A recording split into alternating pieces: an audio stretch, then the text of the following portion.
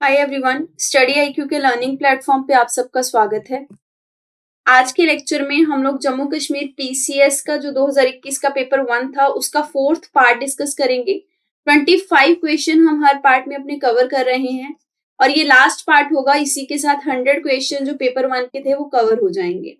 मेरा नाम रवनीत कौर है और मैंने आपको पहले भी बोला था कि इस डिस्कशन का पर्पस बस ये जानना है कि किस तरीके से आप एग्जाम हॉल में क्वेश्चंस को सॉल्व कर सकते थे, कुछ क्वेश्चंस पे कैसे लॉजिकल टेक्निक्स को अप्लाई कर सकते थे और जो सोर्सेज रहे होंगे क्वेश्चंस के वो कहाँ कहाँ से रहे होंगे। अभी तक हमने 75 क्वेश्चंस डिस्कस किए हैं पिछले 3 पार्ट्स में, जिससे हमें ये लगा है देखने में कि एनसीईआरटी जो है वो सबसे इम्पोर्टेंट जो है वो सोर्स रहा है एग्जाम का। पेपर के मैक्सिमम क्वेश्चन चाहे वो साइंस के हों, चाहे ज्योग्राफी के हों, चाहे आपके हिस्ट्री के हों, ये मैक्सिमम क्वेश्चंस आपको देखने को मिलेंगे कि एनसीईआरटी से उठाए हैं। बायोलॉजी के काफी क्वेश्चन डायरेक्टली आपके एनसीईआरटी से आए हैं और मैंने आपको पिछले पार्ट्स में बताया भी है। तो अब आगे के क्वेश्चंस जो है उन्हें देखते हैं। 76th क्वेश्चन देखेंगे। ये क्वेश्चन में ये पूछा गया कि यूनियन कैबिनेट जिनको कि प्राइम मिनिस्टर ने चेयर किया था, इन्होंने जम्मू कश्मीर पंचायती राज एक्ट को अडॉप्ट करने के लिए अप्रूवल जो है वो कब दिया था। ध्यान रखेंगे ये करंट अफेयर बेस्ड क्वेश्चन है। इसका आंसर बहुत सिंपल था। अगर आपने करंट अफेयर पढ़ा था, 21 अक्टूबर 2020 को जम्मू कश्मीर पंचायती राज एक्ट एडॉप्शन के लिए अप्रूवल मिल चुका था। 78th क्वेश्चन जो था वो आपका election commission of India versus mister Vijay Bhaskar case पे था। तो देखिए ये केस हल्का फुल्का न्यूज में था इसलिए भी आया। फिर ये इस क्वेश्चन को हम थोड़ा सा टफ कंसिडर कर सकते हैं क्योंकि इसमें उन्होंने ये पूछा था कि कौन से जजेस की बेंच ने इस केस को लेके अपना हियरिंग जो है सुनाया था। तो जजेस का नाम ध्यान रखना मुश्किल होता है, तो ये क्वेश्चन थोड़ा टफ था। इसको आप अगर नहीं आता था तो छोड़ सकते थे। इसका जो आंसर था वो था जस्टिस DY चंद्रचूड़ और मिस्टर शाह। इन दोनों के बेंच ने ही एक हियरिंग जो थी election commission of India versus mister Vijay Bhaskar case की हियरिंग की थी।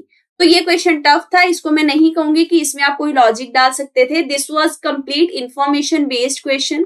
अगर आपको पता था तो था, नहीं पता था तो आप इसे नहीं कर सकते थे।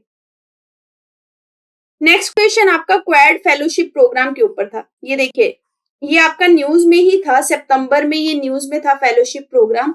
तो इसमें ये पूछा गया था कि क्वाड फेलोशिप में हर साल कितने इंडियन स्टूडेंट्स को स्टेम ग्रेजुएट यूनिवर्सिटीज में एनरोल किया जाएगा in the United State under Quad fellowship programme. तो क्वाड बेसिकली 4 कंट्रीज का ग्रुप है। वो 4 कंट्रीज कौन कौन सी हैं आपकी? इंडिया है, जापान है, अमेरिका है और ऑस्ट्रेलिया है। इन चारों कंट्रीज के कुछ स्टूडेंट्स जो हैं वो यूएस की यूनिवर्सिटीज में इनरोल होंगे फॉर द डॉक्टरल डिग्रीज या फिर मास्टर्स करने के लिए। तो इंडिया में से कितने स्टूडेंट्स को स्पॉन्सर किया जाएगा हर साल अंडर दिस फेलोशिप प्रोग्राम, ये आपको बताना था। This is completely current affair based question, लेकिन इसमें आप 50-50 पे पहुंच सकते थे। ध्यान रखेंगे यूएस की यूनिवर्सिटी ऑफ इंडिया से बच्चा जो है वो जाके स्पॉन्सरशिप पाएगा, एनरोल हो जाएगा फॉर द मास्टर डिग्री या जो भी उसे करना है ना। इसके लिए आप ये सोचिए 100 बच्चे और 200 बच्चे सिर्फ अगर इंडिया से होंगे तो बाकी के 3 कंट्रीज और भी तो है ना। इतना ज्यादा बच्चा तो नहीं ले सकते एक एक कंट्री से कि इंडिया से ही अकेले 200 ले लिए, फिर आगे जापान भी है, आपका ऑस्ट्रेलिया भी है। तो इस तरीके से तो यूएस की यूनिवर्सिटीज में सिर्फ इन्हीं 3 कंट्रीज के बच्चे देखने को मिलेंगे जो कि क्वाड के कंट्रीज हैं। तो ये दोनों ऑप्शन ना आप थोड़ा लॉजिक से एलिमिनेट कर सकते थे। आपको नहीं आता था तो आप अगर फिर भी इंटेलिजेंट गेस पे जाना चाहते थे तो आपको लीस्ट नंबर सिलेक्ट करना चाहिए था। अब देखिए लीस्ट में 10 होता तो शायद आपका आंसर गलत हो जाता। सारे ऑप्शन जो आपको दिखाई दे रहे हैं कोई भी पास पास नहीं है, बहुत ज्यादा डिस्टेंस में ही है। जैसे 100 का 200 से डिफरेंस अच्छा है, 50 का भी डिफरेंस अच्छा खासा है 200 और 100 से। तो आप 50-50 पे आके उसके बाद लीस्ट की तरफ जा सकते थे। 25 स्टूडेंट्स हर एक इंडियन 25 इंडियन स्टूडेंट्स हर साल आपकी क्वाड फेलोशिप के लिए एनरोल होंगे इन द यूनाइटेड स्टेट्स यूनिवर्सिटीज, और ये स्टेम प्रोग्राम जो है, स्टेम ग्रेजुएट यूनिवर्सिटी जो है, वहां पे इनकी पढ़ाई चलेगी। This was current affairs based question.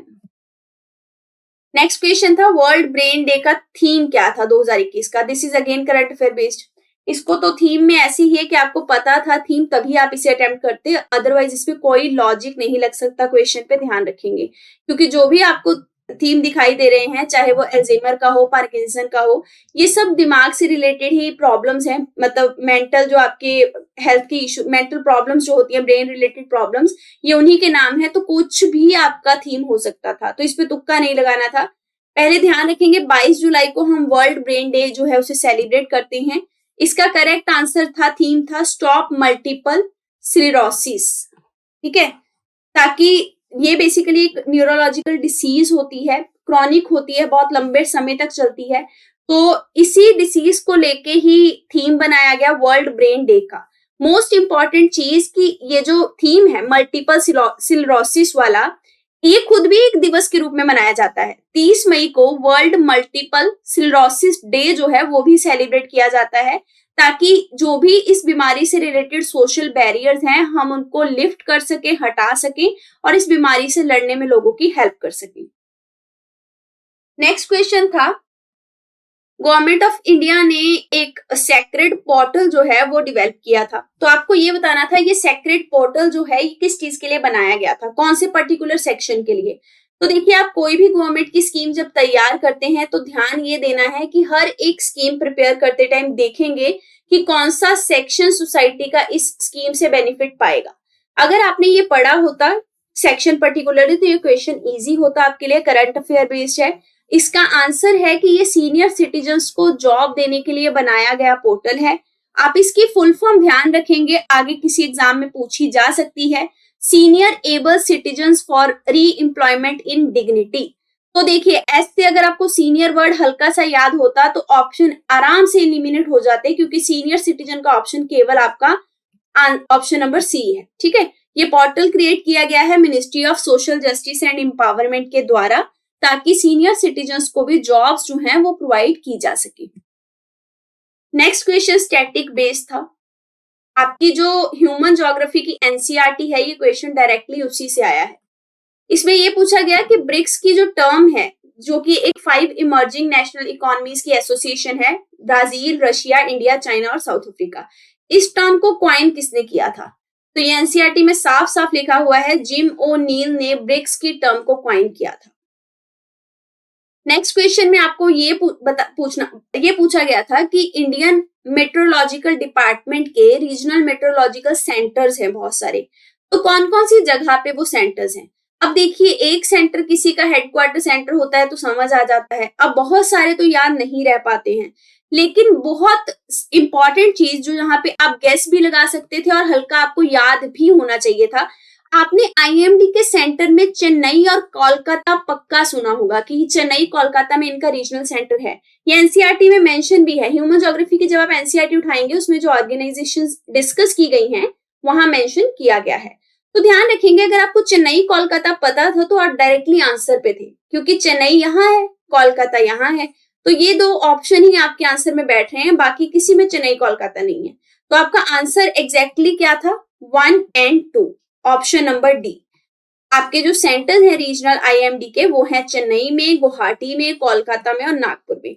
लेकिन हाफ इंफॉर्मेशन आपको पता होनी चाहिए थी, या तो आपको चेन्नई पता होना चाहिए था प्लस आपको कोलकाता पता होना चाहिए था, ठीक है। नेक्स्ट क्वेश्चन आपका जल जीवन मिशन अर्बन के ऊपर था। अब आपको इस मिशन के, ये मिशन लगातार न्यूज में था तो वेरी इंपॉर्टेंट, ठीक है, था ही, करंट अफेयर बेस्ड था। अभी जल जीवन मिशन रूरल तो बहुत देर से चल रहा है ना, मिनिस्ट्री ऑफ जल शक्ति के अंडर, जिसके तहत हमें 2024 तक टैप वाटर लेके जाना है रूरल हाउस होल्ड में। अब ये अर्बन वाला मिशन था तो कंफ्यूज नहीं होंगे। इसमें आपको ये बताना था कि इस मिशन के अंडर कौन सा प्रोविजन कवर नहीं होता। आपको 4 ऑप्शन दिए गए थे, आपको करेक्ट आंसर जो है वो बताना था कि कौन सा इसके अंडर नहीं आता है। और इसका आंसर ना मैं बता रही हूँ, इसका आंसर आप आराम से लॉजिक से दे सकते थे।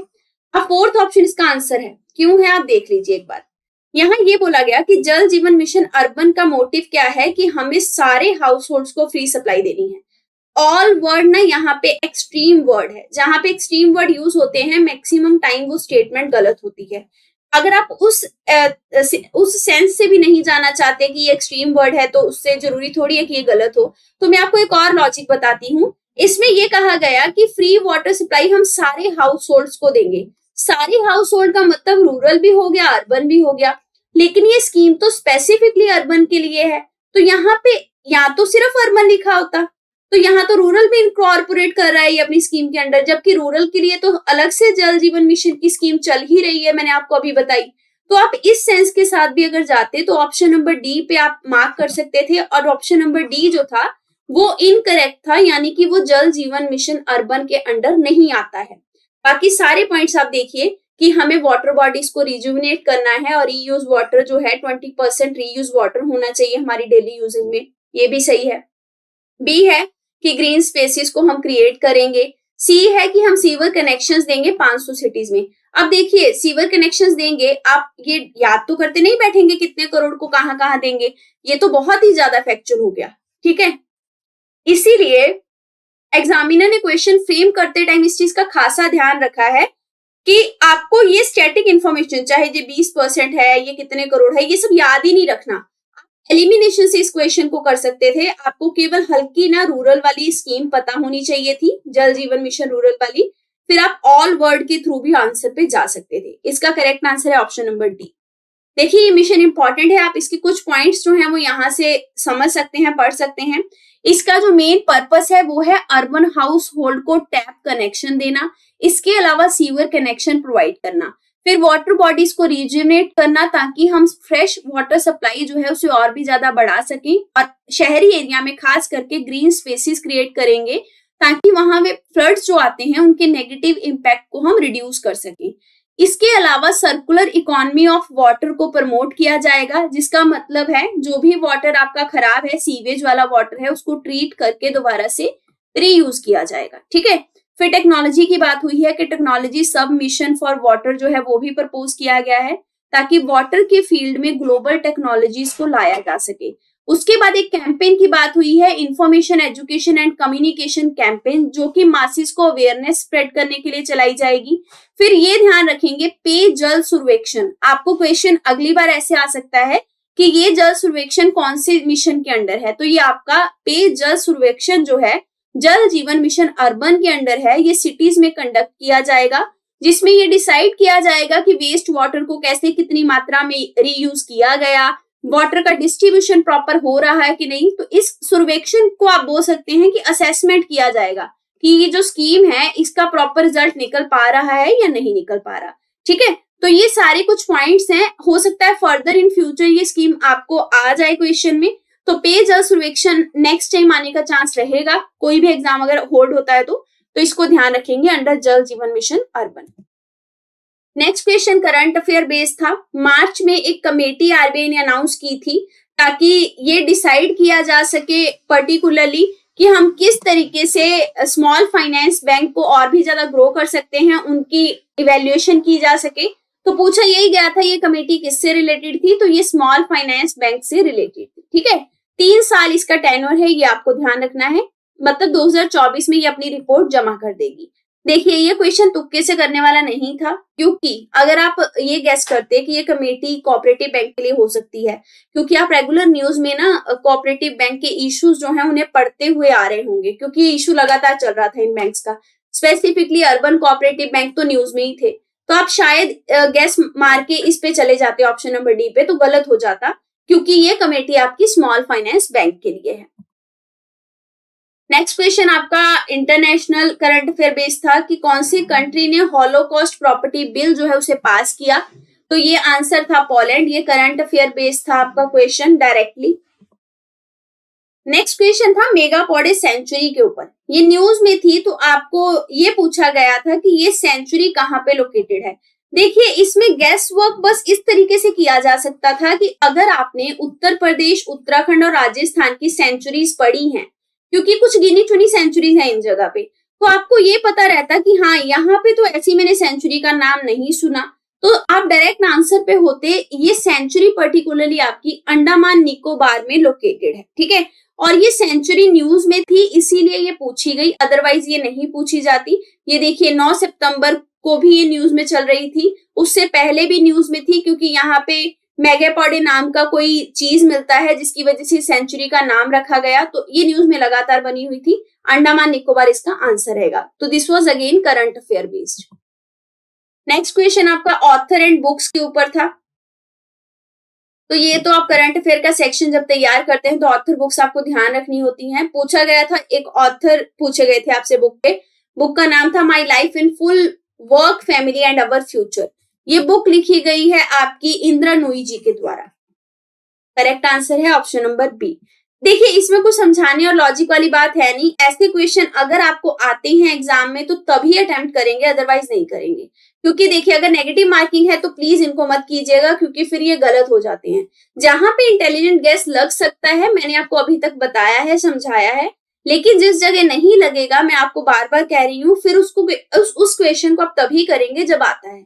नहीं आता तो प्लीज आप अटेम्प्ट नहीं कीजिए, क्योंकि फिर आपको वो नेगेटिव मार्किंग में सफर करवाएगा। Next question current affair based. लगातार न्यूज में फीफा के बहुत सारे वर्ल्ड कप होते हैं, अंडर 16 होता है, विमेन का अलग होता है। तो ये आपसे पूछा गया कि फीफा वर्ल्ड कप मैन 2022 जो है वो कहाँ होने वाला है। तो इसका करेक्ट आंसर बहुत सिंपल, कतर। और ये बहुत सिंपल क्वेश्चन था, बेसिक क्वेश्चन था। अगर आप फीफा वर्ल्ड कप को न्यूज में लगातार पढ़ रहे थे तो कतर के बारे में, कि कतर में ये चीज तैयारी चल रही है, कतर में ये ऑर्गेनाइज किया जा रहा है क्योंकि वर्ल्ड कप की तैयारी हो रही है।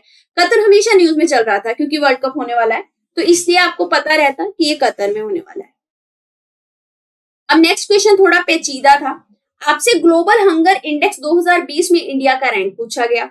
अब देखिए 2021 का भी पूछ सकते थे, लेकिन 20 का पूछा, तो कंफ्यूज नहीं होना था। तो ये तो प्रॉपर, मैं आपको बताऊं, प्रॉपर ही आपका स्टैटिक प्लस करंट अफेयर का मतलब क्वेश्चन है कि इसमें आपको एग्जैक्ट रैंक पता होना चाहिए, अदरवाइज मत कीजिए इस क्वेश्चन को। इसका आंसर है 94th रैंक। और 2021 का जो इंडेक्स है उसमें रैंक था, आ गया है आपका 101, यानी कि हम 2020 वाले रैंक से पीछे आ चुके हैं। इस रैंक में 2021 का हमारा रैंक कितना हो चुका है, 101। अगर ये पूछा जाए कि इंडेक्स रिलीज किसके द्वारा किया जाता है, तो ये इंडेक्स ज्वाइंटली रिलीज किया जाता है कंसर्न वर्ल्ड वाइड और वेल्थ हंगर लाइफ के द्वारा। हर अक्टूबर को, हर साल अक्टूबर में रिलीज होता है ये। तो ये भी है कि मतलब आपके पेपर से पहले शायद रिलीज ना हुआ हो 2021 वाला, लेकिन स्टिल 2020 वाला अगर पूछा है तो इंपॉर्टेंट चीज ये है, ये नहीं पूछा कि किसने लॉन्च किया, सीधा सीधा रैंक पूछा। अब सबसे इंपॉर्टेंट चीज है कि ऐसा नहीं है कि अब आप बैठेंगे तो सारे इंडेक्स के रैंक जो है उनको आप क्रैम करेंगे, रटना शुरू कर देंगे। इससे आपका टाइम जो है वो वेस्ट होगा। जो इंपॉर्टेंट इंडेक्स होते हैं जैसे कि ग्लोबल हंगर इंडेक्स हो गया, जेंडर इनइक्वालिटी का इंडेक्स हो गया, ये ऐसे वाले जो इंडेक्स है ना, उसको आपको ईज ऑफ डूइंग बिजनेस की जो रैंकिंग है वो तो अब बंद हो चुकी है खास करके, लेकिन ये सब जो मोस्ट इंपॉर्टेंट रहते हैं बस उन्हें ही ध्यान रखना है। बाकी सबके रैंक आप रटते मत बैठिएगा, हर किसी का रैंक इंपॉर्टेंट नहीं होता। लेकिन हाँ, ये हमेशा ध्यान रखिए कि कौन सा इंडेक्स जो है वो किस ऑर्गेनाइजेशन के द्वारा रिलीज किया जा रहा है। 91st क्वेश्चन आपका हिस्ट्री बेस्ड था। इसमें ये पूछा गया कि जो आपका प्रागना बेरौत था उत्तर प्रदेश में, 1857 के रिवोल्ट में इस परागना के विलेजर्स को रिवोल्ट में पार्टिसिपेट किस पर्सनैलिटी ने करवाया था, या फिर किस पर्सनैलिटी ने विलेजर्स को मोबिलाइज किया था, और फिर उसी मोबिलाइजेशन से वहां के जो गांव के लोग थे उन्होंने 1857 के विद्रोह में पार्टिसिपेट किया था। तो देखिए ये क्वेश्चन अगेन गैस बेस्ड मैं बोल सकती हूँ, इसमें इंटेलिजेंट गैस लगा सकते थे आप। कैसे लगाएंगे मैं आपको बताती हूँ। नाना साहिब और पेशवा बाजीराव। पेशवा बाजीराव ये दोनों पर्सनैलिटी आपने सुनी होंगी, अगर आपने नहीं भी पढ़ा तो सुना पक्का होगा, मूवीज भी आ चुकी हैं अब तो इनके ऊपर। ये सब महाराष्ट्र के पास के थे, तो इनका तो लेना देना है नहीं। फिर गुन्नू, अगर अभी तक आपने उत्तर प्रदेश के बारे में पढ़ा है या फिर आपने अगर मॉडर्न इंडिया पढ़ी है एनसीईआरटी, तो आपने उसमें इनका नाम जो है नहीं पढ़ा होगा, लेकिन ये है यूपी से ही, लेकिन नाम आपने इनका बहुत यूजुअली नहीं सुना होगा। तो बची पर्सनैलिटी शाहमल, इनका नाम आपने पक्का एनसीईआरटी में पढ़ा होगा। जो न्यू एनसीईआरटीज हैं आपकी हिस्ट्री की ना, उसमें शाहमल के बारे में लिखा भी हुआ है। एक पिक्चर भी बनी है बहुत बड़ी, वहां पे लिखा भी हुआ है, और नीचे छोटे छोटे पैराग्राफ में बताया है कि इन्होंने किस तरीके से इस गांव के लोगों को मोबिलाइज किया था। तो ये एनसीईआरटी बेस्ड क्वेश्चन है डायरेक्टली। इसका आंसर है शाहमल। इन्होंने 1857 के रिवोल्ट में उत्तर प्रदेश में बहुत बड़ा कंट्रीब्यूशन किया। वहां के जो सिविलियंस थे इन्होंने उनको मोबिलाइज किया, स्पेसिफिकली प्रागना बेरौत आपका। अगला 92nd क्वेश्चन है, ये आपका था कि जयसिंह और जसवंत सिंह को टाइटल दिया गया मिर्जा राजा का, कौन से मुगल एम्परर के द्वारा ये टाइटल दिया गया, ये आपको बताना है। अब इसके आंसर को लेके बहुत सारे बच्चों में कंफ्यूजन है, लेकिन मैं आपको बताऊं कि ये क्वेश्चन भी एनसीईआरटी से है। जो आपकी ओल्ड एनसीईआरटी है हिस्ट्री की, उसमें से ये क्वेश्चन आया है। मिर्जा राजा का टाइटल औरंगजेब के द्वारा दिया गया था। इसकी करेक्ट एक्सप्लेनेशन एनसीईआरटी से ही मैंने उठाई है। देखिए, ये टाइटल मिर्जा राजा जो था बेसिकली ये जयसिंह और जसवंत सिंह को मुगल एम्परर के द्वारा दिया गया, और एम्परर थे आपके औरंगजेब। आप इनका शासन काल याद कीजिए। अगर आपको नहीं पता कौन से राजा ने दिया, तो अगर आपको ये पता है जयसिंह और जसवंत सिंह किस कार्यकाल में थे, तो आप देखिए ये दोनों 60-67 और फिर 60-78 इसी के बीच के दौर में थे, और इस दौर में मुगल एम्परर औरंगजेब का शासन चल रहा था। तो ऑब्वियसली आप इस तरीके से रिलेट करेंगे तो समझेंगे कि औरंगजेब के द्वारा टाइटल दिया गया था।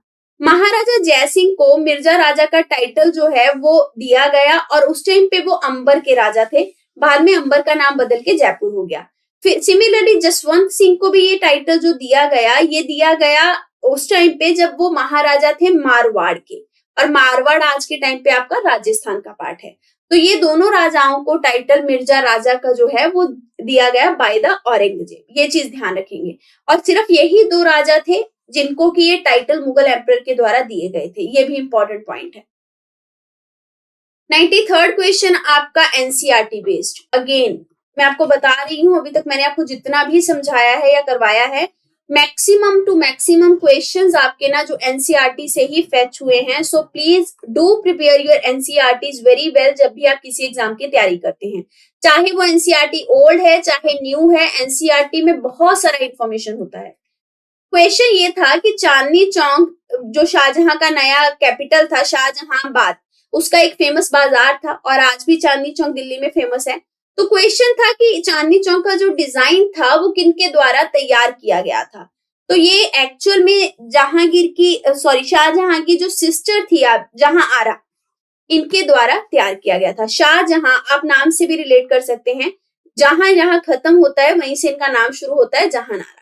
तो इन्हीं ने ये चांदनी चौक जो है उसको डिजाइन किया था, उसकी गलियां, उसका सब कुछ। ये न्यूज में इनका आर्टिकल आया था इनके ऊपर न्यूज़पेपर में, और ये बोला गया था कि इनका जो डिजाइन है इनको हम बोल चुके हैं, लेकिन उस टाइम पे मतलब कितनी बड़ी चीज दिखाई देती है कि एज अ लेडी या फिर एज अ वुमेन एक आर्किटेक्चर के तौर पे ये उभरी, और वहां पे इन्होंने इतना बड़ा बाजार जो है वो डेवलप किया, उसको आर्किटेक्ट किया, डिजाइन किया, और आज के टाइम पे भी वो चांदनी चौक वैसा का वैसा ही चलता आ रहा है। सो इस वजह से इनको मतलब मेमोराइज करने के लिए न्यूज़पेपर ने आर्टिकल कवर किया था। जहानारा जी के द्वारा आपका ये चांदनी चौक का बाजार डिजाइन किया गया है। 94th question again from NCERT, you can see मैंने यहाँ डायग्राम भी डाला है। ये रहा, ये आपका एनसीईआरटी का थीम 1 जो है वहां से क्वेश्चन डायरेक्ट आया है। पूछा ये गया है कि हड़प्पन सील जो है वो कौन से मटेरियल से बनी होती है। ये देखिए डायरेक्ट लिखा हुआ है, हड़प्पन सील आपकी जो है, जो कि एक डिस्टिंक्विट आर्टिफैक्ट है इंडस वैली सिविलाइजेशन का, ये एक स्टोन से बनी होती है, और उस स्टोन को हम क्या बोलते हैं, स्टेलाइट। तो सिंपल आंसर आपका क्या है, स्टेटाइट। स्टेटाइट से आपकी हड़प्पन सील जो है वो बनी रहती है। एनसीईआरटी इज वेरी इंपॉर्टेंट, उसी से क्वेश्चन मैक्सिमम निकले हैं। अगर मैं स्टैटिक की बात करूं तो अगर आप एनसीईआरटी को अच्छे से पढ़े हैं, अच्छे से समझे हैं, तो आपके बहुत कम क्वेश्चंस गलत हुए होंगे। करंट अफेयर में थे कुछ क्वेश्चंस बहुत एक्सट्रीम, लेकिन आप उनको छोड़ सकते थे अगर आपने एनसीईआरटी अच्छे से प्रिपेयर की होती। तो आंसर है steatite. 95th question tough one I will say, क्योंकि अहोम किंगडम के ऊपर था। इतना ज्यादा मिडेवल इंडिया जब आप तैयार करते हैं तो अहोम आर्मी के बारे में कुछ अच्छा ज्यादा नहीं पढ़ते हैं, क्योंकि हम ये सोच लेते हैं कि इतना शायद इंपॉर्टेंट नहीं है। लेकिन ये क्वेश्चन में अगर आपको बताऊं तो ये ओल्ड एनसीईआरटी जो आपकी मिडेवल इंडिया की है, ये वहां से आया क्वेश्चन। देखिए पूछा ये गया था कि आपको अहोम के कमांडर का नाम बताना था जिन्होंने मुगल आर्मी को डिफीट किया था at the battle of Saraighat. Battle of Saraighat बहुत फेमस बैटल थी, क्योंकि अहोम के राजा ने मुगल की आर्मी को उस टाइम पे बीट किया था। मुगल आर्मी औरंगजेब के टाइम पे बहुत स्ट्रॉन्ग थी, लेकिन उन्होंने वो किया था, इसलिए ये बैटल ऑफ सैराघाट इंपॉर्टेंट है। 1671 में ये बैटल हुई थी on the bank of Brahmaputra river. तो डिफीट जब किया था, आपको बताना था कि उस टाइम पे अहोम आर्मी के कमांडर कौन थे जिनके अंडर इंस्ट्रक्शन में ये डिफीट किया गया था। करेक्ट आंसर है option number D, Lachit Borphukan. Lachit Borphukan Ahom army के कमांडर थे और इन्हीं की अगुवाई में ये बैटल हुई सारा घाट, जहां पे मुगल आर्मी जो है उनको डिफीट किया गया। 96 क्वेश्चन है गडकरी अपराइजिंग के ऊपर। गडकरी नाम आपने सुना होगा, मैक्सिमम टाइम सुनते होंगे, ये महाराष्ट्र के एरिया में ही रहते हैं। आज के टाइम पे भी हम गडकरी वगैरह सुनते हैं, ये सब कास्ट कम्युनिटीज के बारे में। पूछा ये गया कि गडकरी अपराइजिंग 1844 जो है वो हुआ कहाँ था। अब देखिए इस पे आप गेस नहीं लगा सकते थे। क्यों नहीं लगा सकते थे? क्योंकि अगर आपको बस ये पता रहता कि ये महाराष्ट्र के एरिया में गडकरी आपको मिलते हैं, तो यहाँ पे अगर एक ही ऑप्शन महाराष्ट्र से होता तो आप कर लेते, लेकिन पूना, नासिक, कोल्हापुर ये तो सब महाराष्ट्र में है, तो इसके बारे में आपको पता होना चाहिए था, तभी आप इसे अटेम्प्ट कर सकते थे। इसका करेक्ट आंसर है आपका कोल्हापुर। अब ये अपराइजिंग कोल्हापुर में हुआ। अब हुआ क्यों था ये आप जानिए, क्योंकि 1844 ये मतलब 1857 से पहले का टाइम है ना, उससे पहले मतलब ये रिवोल्ट हुआ था, बिफोर 1857 रिवोल्ट की बात है। उस टाइम पे मराठा आपके राज किया करते थे। 1820 तक तो मराठाओं का शासन था प्रॉपर। बाद में ब्रिटिशर्स आ गए उस एरिया में। जब ब्रिटिशर्स आ गए तो गडकरी जो एक टाइम पे मराठा के सर्वेंट्स हुआ करते थे, हेरिडेटरी सर्वेंट्स हुआ करते थे और उनकी मतलब हमेशा लगातार सर्विस करते थे, ब्रिटिशर्स ने आके उन्हें क्या किया, उनकी उस पदवी से हटा दिया। क्योंकि जैसे मराठा खत्म हुए, ब्रिटिशर्स ने कोल्हापुर में जाके जो भी गडकरी थे उनको भी हटा दिया, क्योंकि वो मराठा के अंडर ही काम करते थे। इस वजह से जो गडकरी थे वो बहुत ज्यादा, उनका एटीट्यूड जो था वो ब्रिटिशर्स की तरफ बहुत नेगेटिव हो गया और वो बहुत बिटर हो गए कि ये हमारे साथ गलत किया इन्होंने, ठीक है। फिर आगे चल के ब्रिटिशर्स के लैंड रिवेन्यू की जो पॉलिसीज आई वो भी ऐसी आई कि ब्रिटिशर्स बहुत हाई लैंड रिवेन्यू चार्ज करने लगे। इस वजह से भी दिक्कत क्रिएट होनी शुरू हुई। फिर फाइनली ये सारे गडकरी जो भी मतलब थे आपस में, जिनमें ये बिटरनेस आ गया था अगेंस्ट द ब्रिटिशर्स, इन्होंने आपस में एकजुट होकर रिवोल्ट करने का फैसला किया। 1844 में इन्होंने ये रिवोल्ट किया, लेकिन ब्रिटिश फोर्सेस ने इस रिवोल्ट को सुप्रेस कर दिया। तो कोल्हापुर में ये हुआ था, इसलिए इंपॉर्टेंट है। ध्यान आपको ये रखना है कि ये बिफोर इंडिपेंडेंस की बात है, तो हो सकता है आपने नहीं भी, बिफोर 1857 रिवोल्ट की बात है, तो हो सकता है आपने नहीं भी पढ़ा हो, तो इस क्वेश्चन को थोड़ा सा मॉडरेट टू टफ हम समझ सकते हैं, तो आप इसको अवॉइड कर सकते थे अगर नहीं आता था। 97th question, very simple question, NCERT based question. Muslim League पूछी गई है कि 1906 में कहाँ फाउंड की गई थी, कहाँ बनाई गई थी, तो ये आपकी ढाका में बनी थी, ठीक है। मुस्लिम लीग बनने का कारण क्या था, आप सबको पता होगा, बंगाल का डिवीजन। जब बंगाल डिवीजन चल रहा था, ठीक है, फिर स्वदेशी मूवमेंट शुरू हुआ, उस टाइम पे तो मुस्लिम लीग बनी थी ना। बंगाल का डिवीजन होके अलग से ढाका ही तो बनाया जा रहा था, असम बनाया जा रहा था, ढाका बनाया जा रहा था। तो इससे बहुत सिंपल आप लॉजिक लगा के कर सकते थे कि बंगाल डिवीजन की बात हो रही है। आज के टाइम पे आपका जो ढाका जो है वो बांग्लादेश में ही है। उस टाइम पे ये जो एरिया था इसी को अलग करके बनाया जा रहा था ब्रिटिशर्स के द्वारा अंडर बंगाल डिवीजन। तो यहाँ पे ही आपकी मुस्लिम लीग जो है वो उसका फाउंडेशन रखा गया। नेक्स्ट क्वेश्चन था, कौन से चोला किंग को गंगाई कोंडम का टाइटल जो है वो दिया गया। ये भी एनसीईआरटी से आया क्वेश्चन, मिडिवल इंडिया के एनसीईआरटी, न्यू एनसीईआरटीज। इनको गंगाई कोंडम चोलापुरम भी कहा जाता था और ये थे आपके राजेंद्र चोला वन। इन्होंने जो टेम्पल बनवाया था उसको गंगाईकोंडा चोलापुरम के नाम से जाना जाता है, ठीक है। नेक्स्ट क्वेश्चन मॉडर्न इंडिया से था। वर्नाकुलर प्रेस एक्ट 1878 जो थी उसको लॉर्ड लाइटन ने अडॉप्ट किया था इस एक्ट को। इस एक्ट का इंटेंशन क्या था?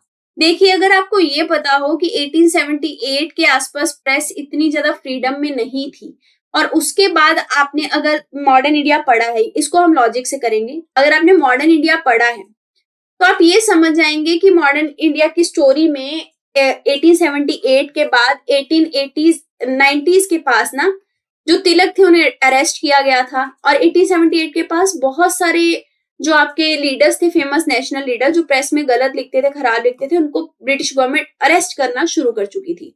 तो इससे आपको ये समझ लग जाना चाहिए कि ये जो एक्ट रहा होगा वर्नाकुलर प्रेस एक्ट, ये कुछ ऐसा एक्ट रहा होगा जिसके तहत जो रिस्ट्रिक्शन होंगी वो और भी ज्यादा हाई कर दी गई होंगी बाय द ब्रिटिशर्स, क्योंकि ब्रिटिशर्स नहीं चाहते थे कि प्रेस के रिलेटेड आर्टिकल्स और न्यूज़पेपर से लोगों में अवेयरनेस फैले और उन्हें पता लगे कि ब्रिटिशर्स क्यों आए हैं इंडिया में। तो वर्नाकुलर का मतलब लोकल लैंग्वेज, तो अब ये एक्ट अगर आपको समझ हल्का लगा हो कि रिस्ट्रिक्शन के ऊपर था, तो कहाँ रिस्ट्रिक्शन लगाएगा? वर्नाकुलर न्यूज़पेपर पे लगाएगा।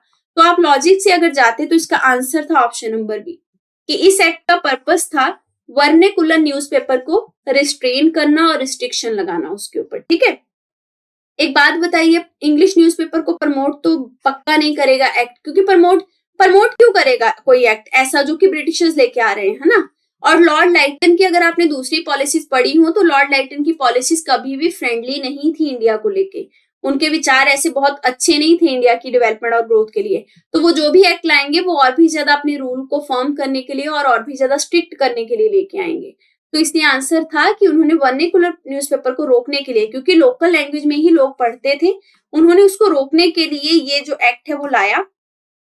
फिर उसके बाद आपका मेटकाल्फ एक्ट आता है, उसको ये कहा जाता है कि उस एक्ट ने सबसे ज्यादा फ्रीडम दिया प्रेस को। ठीक है, ये ध्यान रखेंगे, क्योंकि जो मेटकाल्फ थे वो थोड़े से अच्छे बिहेवियर के थे टुवर्ड द इंडियन, तो उस टाइम पे प्रेस को थोड़ा रिलीज मिला, फ्रीडम मिला। लेकिन लॉर्ड लाइटन के टाइम पे प्रेस के लिए जो पॉलिसीज थी, जो एक्ट थे, वो बहुत ही स्ट्रिक्ट थे। ये टर्म डायरेक्टली जो वेटी है, ये आपकी न्यू एनसीईआरटी में हिस्ट्री की मेंशन है, ये वहीं से क्वेश्चन आया है। इसका मतलब क्या होता है आपको ये बताना था। तो ये एक तरीके की फोर्स्ड लेबर होती है, जब आप जबरदस्ती किसी से लेबर करवाते हैं, और लेबर करवाने को ही आप ये बोल देते हैं कि मैंने टैक्स वसूल कर लिया। तो tax in the form of forced labour is called as vetti. ये क्वेश्चन तभी करना था आपको जब आता था, क्योंकि ये थोड़ा सा टफ था। अगर आपने न्यू एनसीईआरटी पढ़ी थी तो इजी था, नहीं पढ़ी थी तो ये टर्म शायद आपने नहीं सुनी होती, तो इसको आप अटेम्प्ट नहीं करते। ठीक है, तो ये क्वेश्चन भी एनसीईआरटी से था। इसके साथ हमारे जो 100 क्वेश्चन हैं पेपर 1 के, जो लेटेस्ट पीसीएस हुआ है, वो कवर होते हैं। तो देखिए, अब पूरा अगर एनालिसिस में देखो, अभी तक 4 पार्ट में हुआ, तो 4 पार्ट के एनालिसिस में बस ये आप समझेंगे कि सबसे ज्यादा वेटेज जो है पेपर बनाते टाइम एग्जामिनर ने आपकी एनसीईआरटी को दिया है, विच आर बेसिक बुक्स। तो एनसीईआरटी को थोड़ा, एनसीईआरटी पे स्टिक रहिए और एनसीईआरटी को एक नहीं 3-4 बार पढ़िए, तब आपको खुद समझ लग जाएगा कि पेपर का मैक्सिमम पोर्शन एनसीईआरटी से था। हर क्लास की, हर सब्जेक्ट की 6 to 12 एनसीईआरटी कवर कीजिए, न्यू ओल्ड जो मिले उन सबको कीजिए।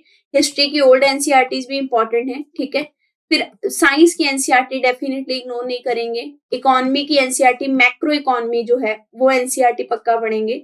हिस्ट्री आपकी जो होगी, ज्योग्राफी होगी, पॉलिटी होगी, ये सारे सब्जेक्ट्स की एनसीईआरटी अच्छे से तैयार कीजिए। एनसीईआरटी से काफी पेपर आपका आया था। अगर आपकी क्वेरी हो तो आप इन कॉन्टेक्ट नंबर्स पे कॉन्टेक्ट कर सकते हैं। पढ़ते रहिए। All the best. Thank you very much.